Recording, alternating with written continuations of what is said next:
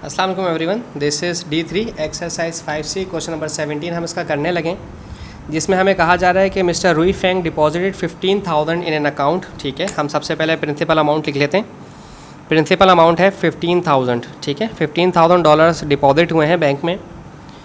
That page 5.6%, rate दिया हुआ है 5.68%। आई होप सो कि रेट का डिस्टर्बेंस ना हो। अब कंपाउंड इंटरेस्ट, ओ खैर ज़बरदस्त, कंपाउंड इंटरेस्ट है, सिंपल इंटरेस्ट नहीं है, फार्मूला चेंज हो गया।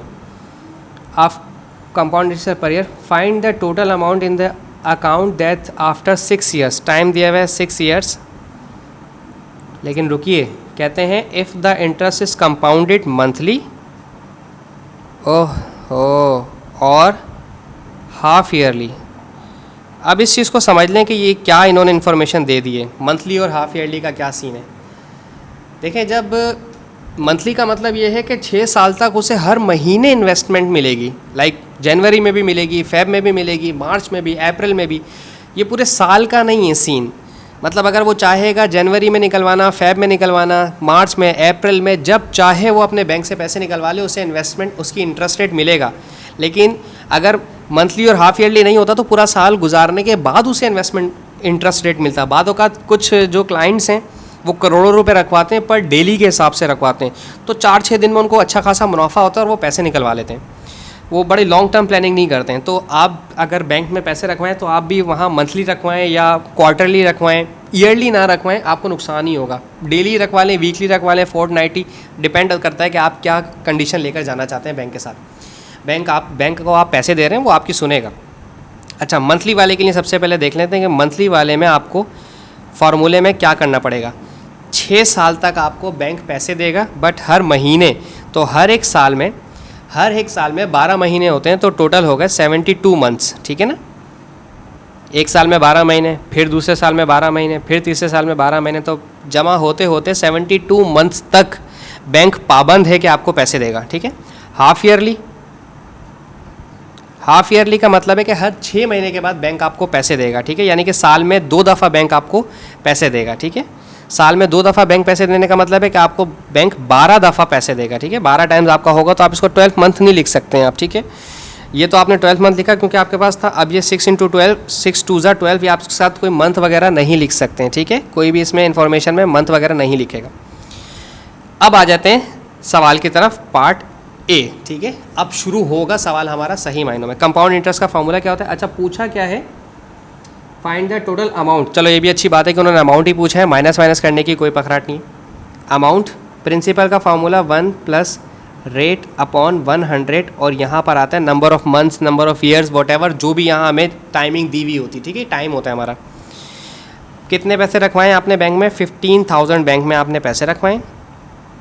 1 + रेट आपके पास है 5.68 अपॉन 100, और पहले पार्ट में आपके पास 72 मंथ्स था, तो n की जगह आप लिखेंगे 72 मंथ्स। ठीक है, याद रखेंगे इस चीज़ को। अब ये 72 मंथ्स कैसे सॉल्व होता है मैं अब आपको पहले ये बता दूं। ठीक है, सबसे पहले आप 5.68 को 100 से डिवाइड करवाएं। ठीक है, 5.68 डिवाइड बाई 100, जो आंसर आएगा उसको 1 से प्लस करवा दें। अब आपने लेनी है पावर। ठीक है, पावर लेने का तरीका क्या होता है? आपके पास इस तरह से x के ऊपर बार बना हुआ होगा किसी भी कैलकुलेटर में, तो आपने इसको दबाया तो आपके पास ये एरो भी आ सकता है। बाज़ औक़ात किसी के पास ये ऐसा कैप आता है, तो आप कैप भी प्रेस कर सकते हैं इन कीबोर्ड्स पे। ठीक है, इन कीबोर्ड की बटन्स के ऊपर आपके पास कैप होगा, अगर ये नहीं होगा तो। ठीक है, अब मुझे लिखना है 72, मैंने लिखा 72। जो भी आंसर आएगा इसको मल्टीप्लाई करवाना है 15,000 से। 15,000 ये अमाउंट, जी हाँ 15,000। ये आ गया है, उप्स, एज 00, मैंने कुछ गड़बड़ तो नहीं करवा दी है?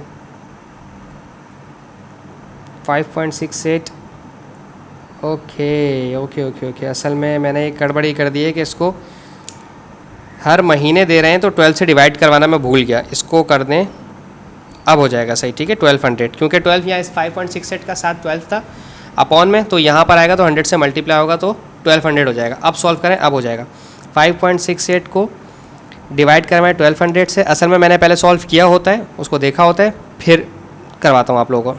+1 पावर 72, अब multiply by 15,000, this is it.